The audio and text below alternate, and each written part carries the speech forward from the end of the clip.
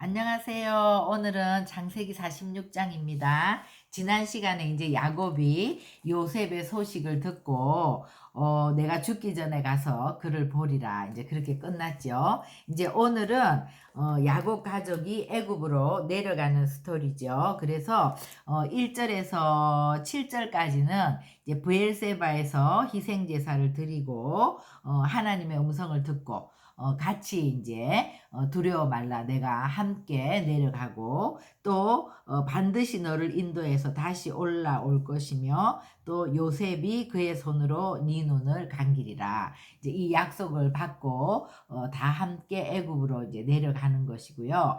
8절에서부터 27절까지는 야곱의 12아들의 이제 그 족보 또 그 손주 손녀들의 이름들이 다 나오죠. 그래서 애굽에서 요셉이 낳은 아들은 2명이니 야곱의 집 사람으로 애굽에 이른 자가 모두 70명이었더라. 그리고 28절부터 이제 34절까지는 야곱 일행이 이제 애굽으로 들어갔는데 고센 땅에 정착을 하는 이 세 파트로 이제 스토리가 이제 나오죠. 우리가 1절부터 보겠습니다. 이스라엘이 모든 소유를 이끌고 떠나 브엘세바에 이르러 그의 아버지 이삭의 하나님께 희생 제사를 드리니, 그러니까 우리가 이제 브엘세바라 그러면 아브라함이 또 거주했던 곳이고 이삭이 우물을 파고 계속해서 이제 내려가다가 브엘세바에 정착을 하게 되죠. 그리고 거기서 아비멜렉과 이제 서로 맹세하면서 언약을 맺게 되는데, 그래서 이제 맹세의 우물이라고 하는 곳 이제 브엘세바죠. 거기서 제사를 드리는 것은 아들 소식을 듣고 정말 애굽으로 빨리 가서 보고 싶고 내려가야 되지만 아버지 때도 그랬고 또 할아버지 아브라함 때도 애굽으로 내려갈 때마다 이제 하나님의 명을 사실 거스리는 거잖아요. 이 아브라함의 가계는 가나안 땅에 사는 것 자체가 미션인데 거기를 떠나는 것에 대한 두려움이 있었죠. 그랬는데 3절에 하나님이 이르시되 나는 하나님이라 내 아버지의 하나님이니 애굽으로 내려가기를 두려워하지 말라. 그러니까 이제 야곱의 마음에는 두려움이 있었던 거죠. 내가 거기서 너로 큰 민족을 이루게 하리라. 그러니까 이 큰 민족이라는 약속은 항상 아브라함에게 있었던 약속이죠. 그래서 우리가 아브라함 이제 그 창세기 15장 13절 14절 아브라함 언약에 이제 보면은 내 후손이 이방에서 계기되어 그들을 섬기겠고 그들은 400년 동안 네 자손을 괴롭히리니 그 나라를 내가 징벌할지며 그 후에 네 자손이 큰 재물을 이끌고 나오리라. 그러면서 약속했던 그 이방이 이제 애굽 땅이 되는 거겠죠. 그래서 내가 너와 함께 애굽으로 내려가겠고 반드시 너를 인도하여 다시 올라올 것이며 그러니까 항상 애굽으로 내려간다고 해서 애굽이 바뀌는 것도 아니고 또 이스라엘이 애굽화 되는 것도 아니고, 그러니까 이 택한 백성 이스라엘은 언제나 갈 곳이 돌아갈 곳이 있단 말이에요. 그죠? 그러니까 이들은 정말 이 땅에서 나그네와 같은 그런 삶을 살게 되는 거죠. 그런데 요셉이 그의 손으로 네 눈을 감기리라 그랬기 때문에 올라올 것이지만 이스라엘 민족은 언젠가는 하나님의 때에 올라오겠지만 야곱은 애굽 땅에서 이제 죽는다는 얘기죠.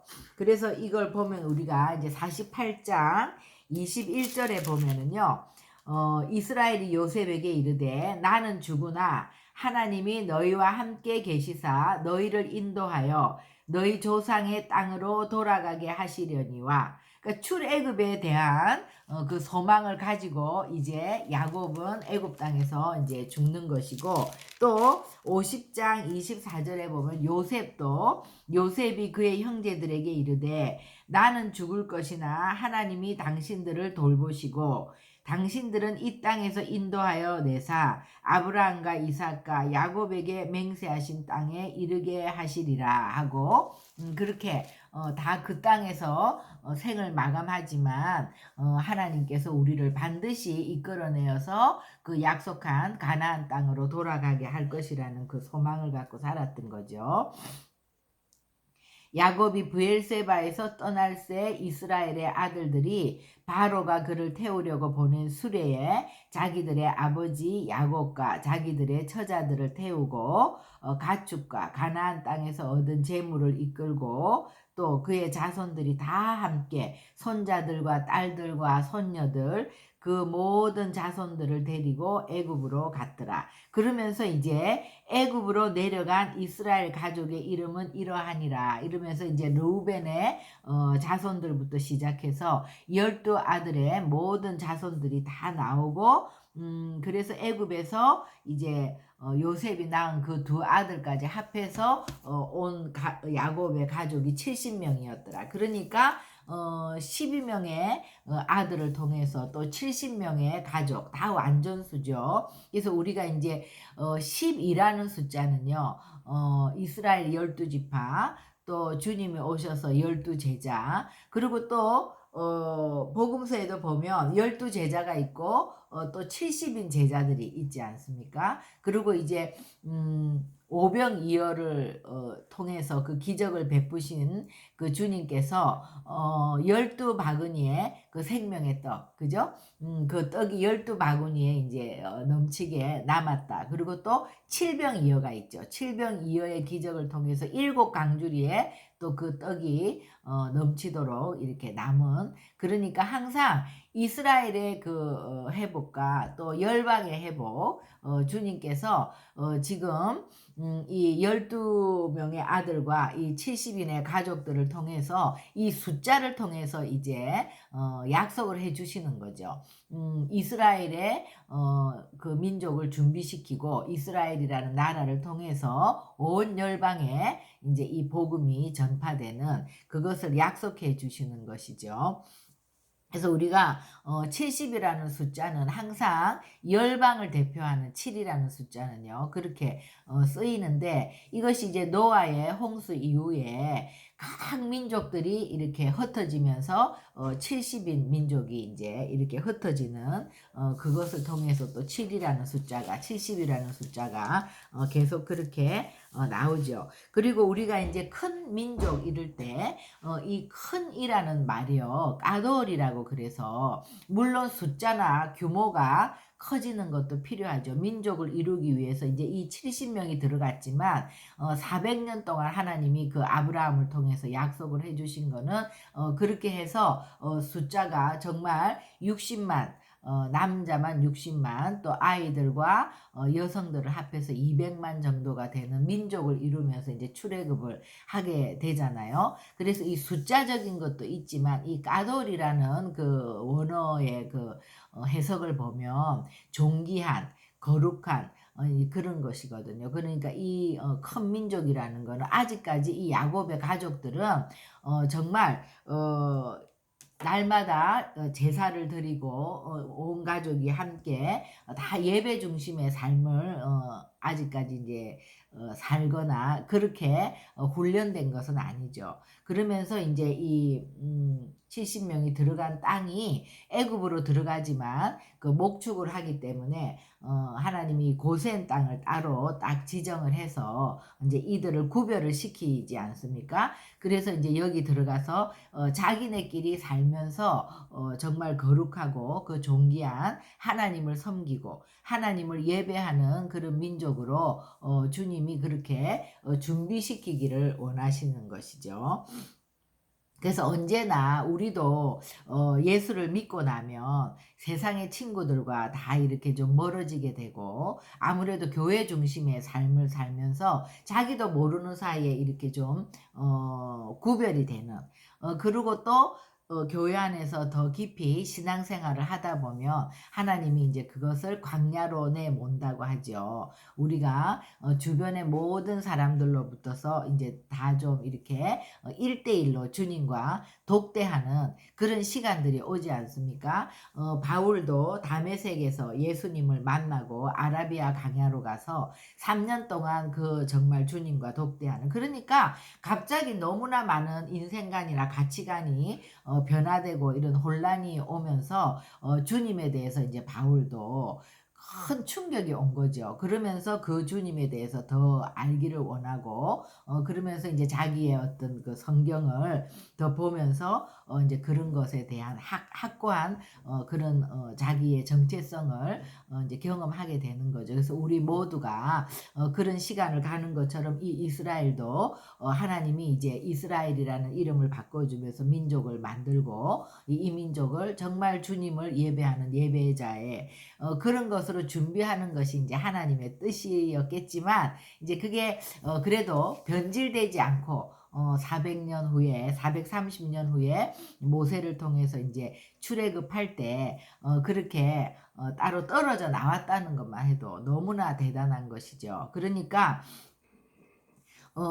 항상 그 이제 예수님이 오셨을 때도 이 바리새인들은 언제 하나님의 나라가 임하는가 그거에 대해서 이제 그것이 항상 관심사죠. 왜냐하면 로마의 지배를 받고 있었기 때문에 그들이 생각하는 하나님의 나라는 로마를 몰아내고 정말 우리도 그 번창했던 다윗의 왕국이 언제 세워지는가 그것을 이제 하나님의 나라라고 생각하고 질문을 했는데, 하나님은 하나님의 나라는 보이는 것으로 임하는 것이 아니라 너희 안에 있다. 그죠? 그래서 예수님이 오셔서 눈에 보이는 하나님의 나라를 세우는 것이 아니라 12제자를 세우고 갔지 않습니까? 그래서 우리 안에 하나님의 나라, 하나님이 다스리고 통치하는 그 주님의 나라가 한 사람 안에 이렇게 임하는 거죠. 그래서 우리가 만약에 이제 세상으로 이 이스라엘 백성들이 애굽으로 들어갔다고 해서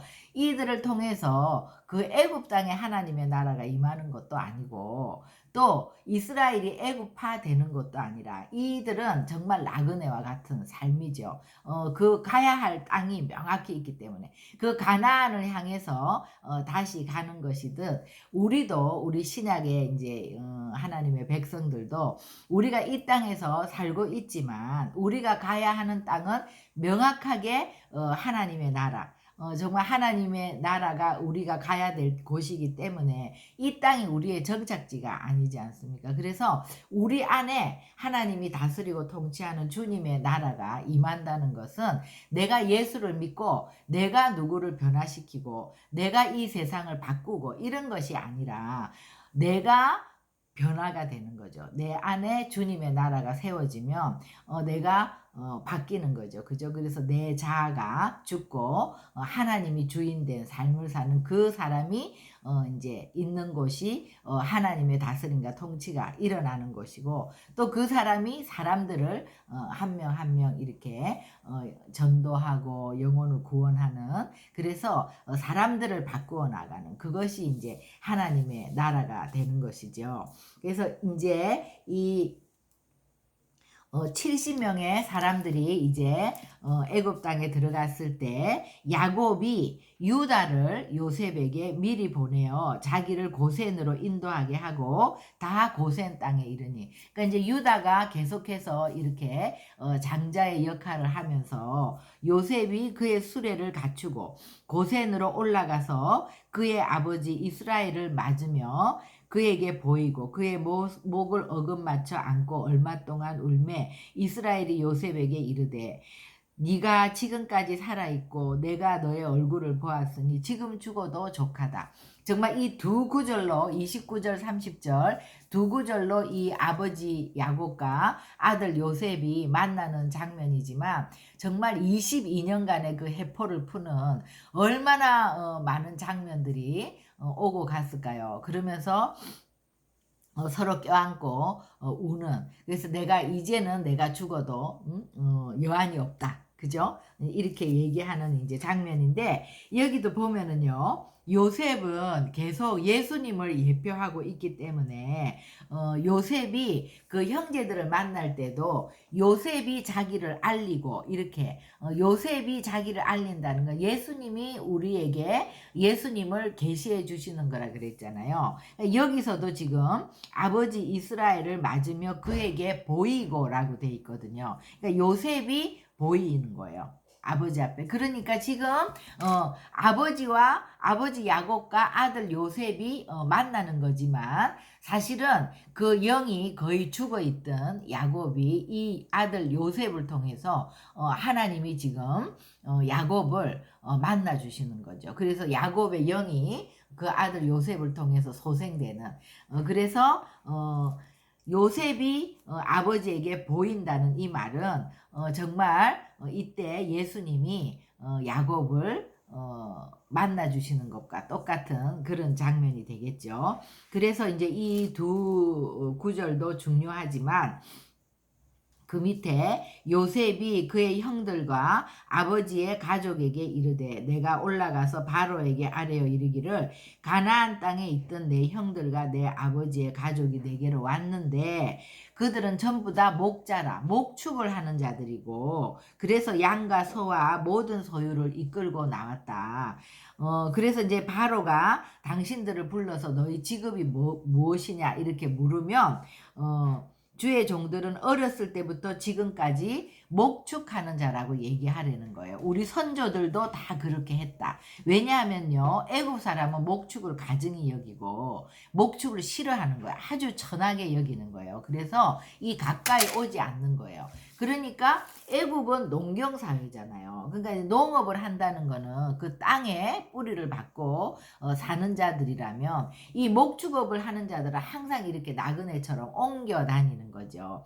그런데 이렇게 목축을 한다고 이렇게 하면 애굽 안에 있지만 그 고센 땅에 자기네들만 거기서 살 수 있는 그런 마을이 되는 거죠. 아무도 여기에 섞이지 않는 거. 우리가 이제 볼 때 가나안 땅에서도 세겜에서도 그렇게 세겜화되는 그런 문제들이 있었고 또 유다가 집을 나가서 결혼하고 자녀를 낳고 살 때도 완전히 그 가나안 풍습대로 그렇게 동화되기가 쉽잖아요. 그러니까 이 애굽이라는 것은 세상을 예표하는 건데 이곳에 이제 와서 인큐베이터 같이 엄마의 자궁과 같이 여기서 지금 70명의 이 야곱의 가족을 통해서 이 수많은 60만 전체 200만이 이렇게 민족을 이루고 나가기까지 400년의 세월을 여기서 같이 있다 보면 다 동화되고 섞여버리죠. 누가 이스라엘인지 이런 게 없죠. 결혼도 그냥 막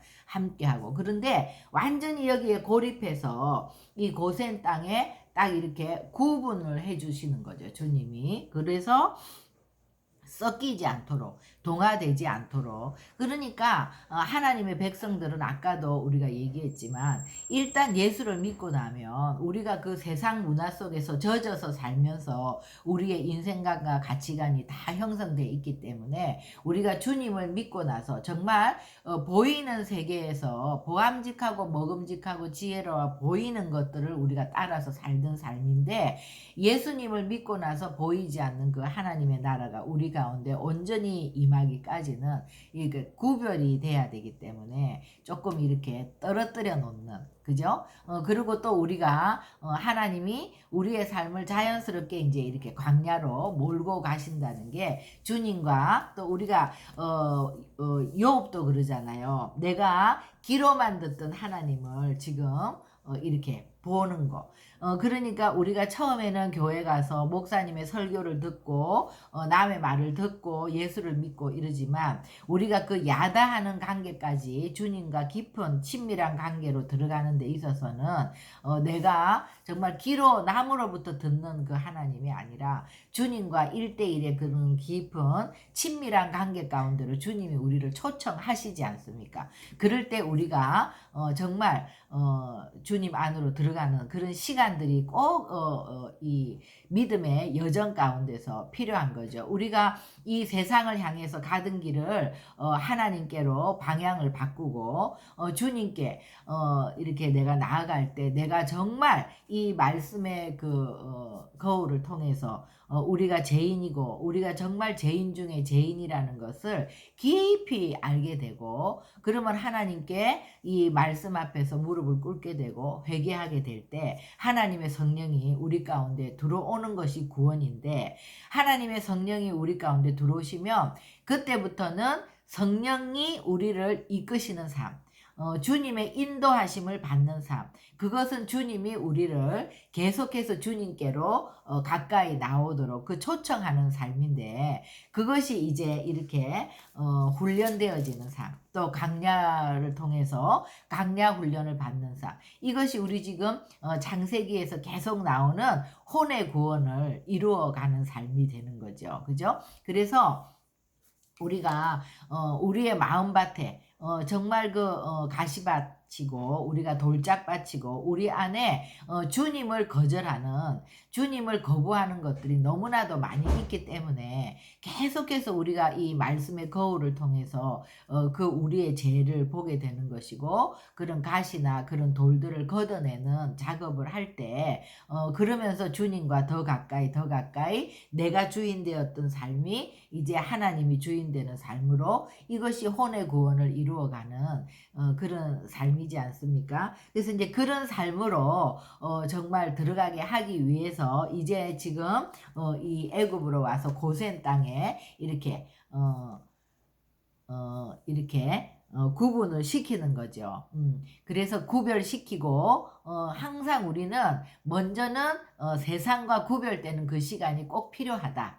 그 시간 안에서 이제 이렇게 준비되어진다. 그래서 오늘 이제 저희들의 이 46장의 스토리를 통해서 하나님이 우리 가운데 이 주시는 메시지는, 하나님의 때에 정말 하나님께서 그 약속하신 언약을 반드시 주님은 성취하시는 하나님이시죠. 창세기 15장에서 그렇게 약속하셨던 것과 같이 이방에서 계기된다고 했는데, 이 나그네와 같은, 그러나 그것이 이스라엘 민족을 형성하는데 꼭 필요한 길이었기 때문에 애굽으로 오게 되는, 요셉을 통해서 그 주님의 언약들이 성취되는 것을 또 우리가 보았고, 다 내려갔지만 그 고센이라는 땅을 하나님이 요셉을 통해서 구별시키고 그 안에서 섞이지 않도록 이렇게 하나님이 구별시킨다는 거. 그래서 예수 믿는 우리들은 주님을 믿고 어느 정도 내가 내 정체성이 명확히 쓰고 내가 어디 가서든지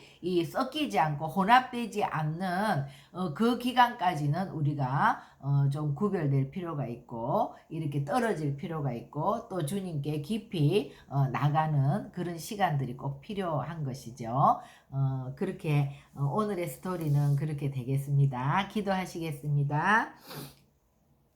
하나님, 오늘 창세기 46장을 통해서 정말 신실하신 주님을 다시 저희들이 만나며, 하나님은 항상 우리와 언약을 맺으시는 하나님이고, 또 그 언약은 상대적으로 맺는 게 아니라 아브라함에게 그 언약을 맺으실 때 하나님이 그 15장의 아브라함 언약을 통해서 이 모든 것을 내가 이루겠다고 그렇게 하나님이 그 쪼갠 고기 사이로 지나가셨던 것처럼 하나님의 때가 되었을 때 주님이 이 언약을 성취하시는 신실한 주님인 것으로 인하여 주님을 찬양합니다. 그리고 또 이 노아의 홍수 때 정말 무지개 언약을 통해서도 그 활이 하나님을 향하여 있게 되므로 정말 이제 너희들이 죄를 짓거나 너희들이 이탈을 하면 내가 책임을 질 것이다. 그래서 계속해서 이 창세기는 예수 그리스도로 인해서 우리와 약속하신 것을 친히 이루시겠다는 이 말씀이 계속 나오는데, 오늘 46장을 통해서 주님이 신실하게 이 언약을 이루며 앞으로도 또 우리의 모든 신앙의 여정을 하나님께서 친히 책임지시고 주님께서 이루어 가실 것에 대해서 보여주심을 감사합니다. 그리고 또 우리가 그런 주님 나라의 백성으로서 우리 안에 하나님의 나라를 세워가기까지 또 우리를 구별시키시고 우리를 세상과 섞이지 않도록 정말 그 존귀하고 거룩하신 주님을 예배하는 그런 큰 민족으로 저희들을 이끄시기 위해서 하나님께서 이렇게 다 예비하시고 이렇게 구별시켜 주시는 우리 주님을 찬양합니다. 하나님, 그래서 우리가 무언가를 하는 것이 신앙이 아니라 우리가 순종하며 나아갈 때 또 우리가 야곱과 같이 희생제사를 드리며 주님께 여쭙고 순종하는 그런 자들을 통해서 하나님은 하나님의 나라를 이루어가는 것들을 우리 가운데 말씀해 주시고 우리가 그런 삶을 살 수 있도록 인도하심을 감사합니다. 주님, 우리 모두가 주님의 말씀에 순종하며 아버지께 여쭈어보며 또 이렇게 세상과 구별되어서 언제나 하나님의 말씀에 귀 기울이며 주님과 깊이 1대1로 독대하면서 하나님을 더 가까이 알아가는 우리 모두가 될 수 있도록 저희들을 인도하여 주시옵소서. 감사하며 예수님의 이름으로 기도합니다. 아멘.